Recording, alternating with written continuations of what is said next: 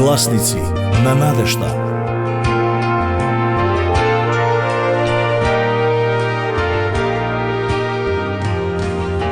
Глава 24. 5 лепчиња за 5000 луѓе. Сите сме вкусиле големи тешкоти во нашиот живот. Бидејќи сме дојдени во текот на нашиот животен век, имаме големи тешкоти. Можеби сега имаш тешкоти. Тешко дека знаете како да ги испитате. Го гледаш и како што го гледаш, станува се поголемо, нели така? Како планираш да ги решиш тие тешкоти?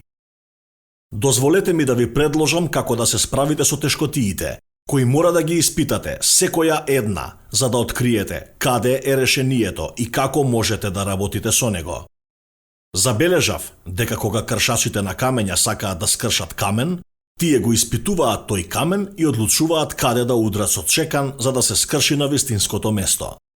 Тие мора да знаат како да го удрат тој камен, така што ќе пукне на соодветен агол, на најдоброто место. Тешкотиите се такви.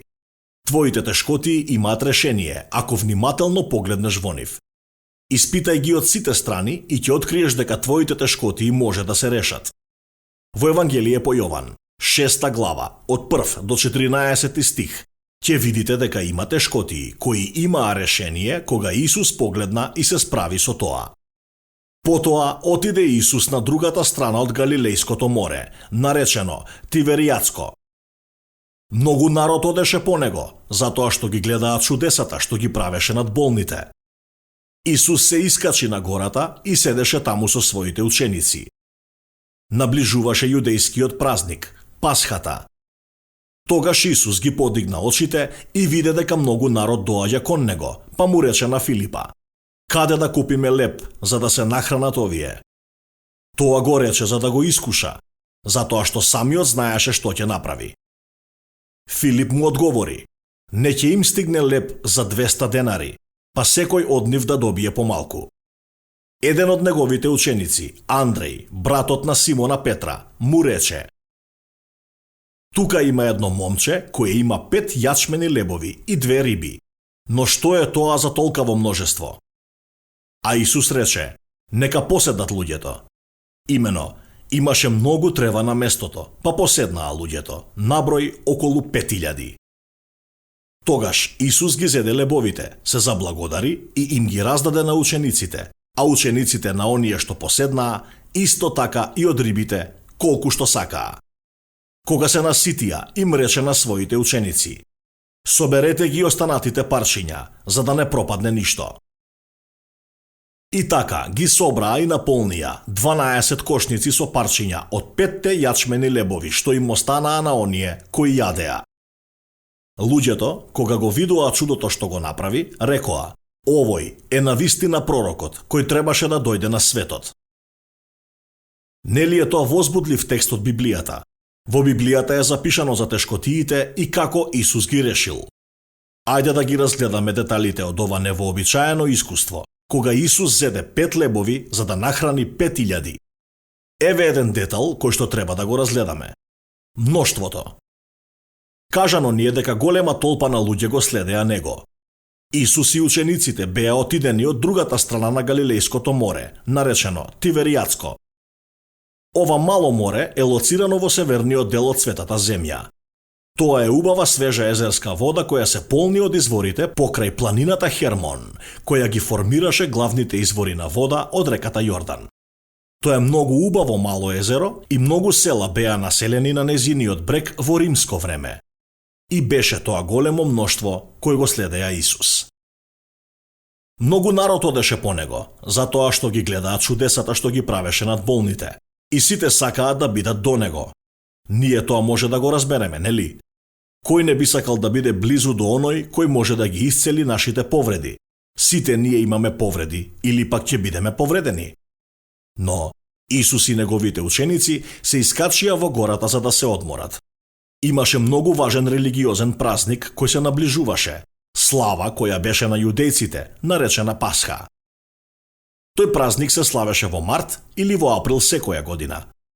Можете да видите како мноштвото луѓе беа собрани околу Исус.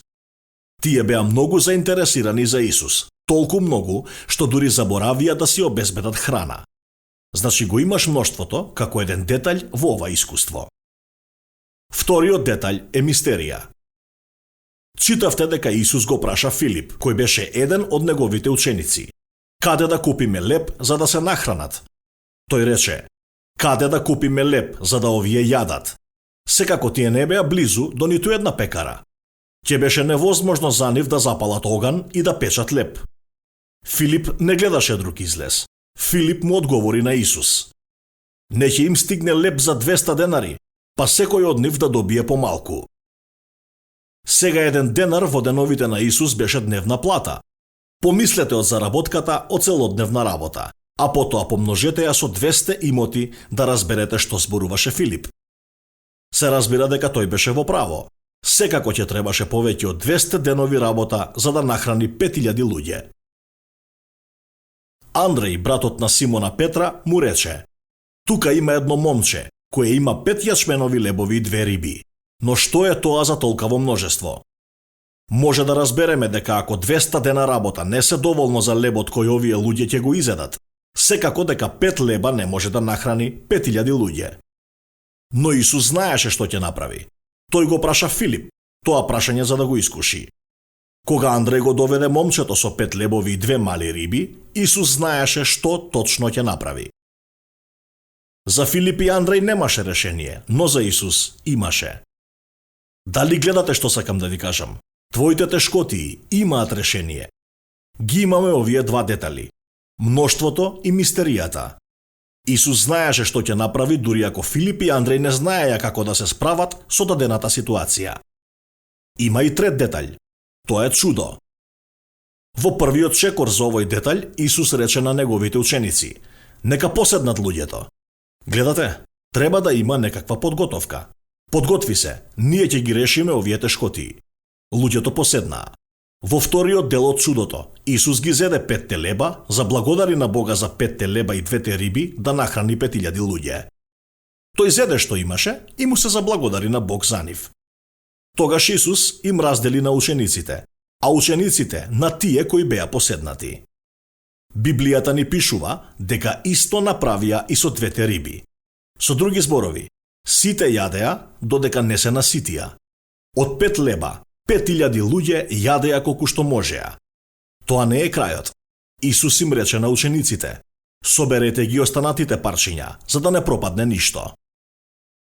Дали примети дека од 5 леба собраа 12 кошници парчиња од јачменовиот леб? Јас тоа го нарекувам чудо, нели? Да, гледате како оваа тешкотија беше решена. Овие детали ни зборуваат и нам до денес. Има мноштво насекаде. Како може нивната потреба да биде задоволена? Има мистерија. Не секогаш знаеме како ќе се справиме со тешкотијата. И тогаш доаѓаат кошниците со леб. Исус направи чудо. Во оваа случка тој зеде 5 леба и 2 риби и нахрани 5000. Тоа ми кажува дека Исус се грижи за твоите тешкотии. Може би оваа случка нема да се повтори, да имаме мноштво нахранети со 5 лепчиња, и сепак Господ се грижи за тебе. Тој знае што сака да направи за тебе и во тебе, но ти мора да му веруваш. Гласници на надежда.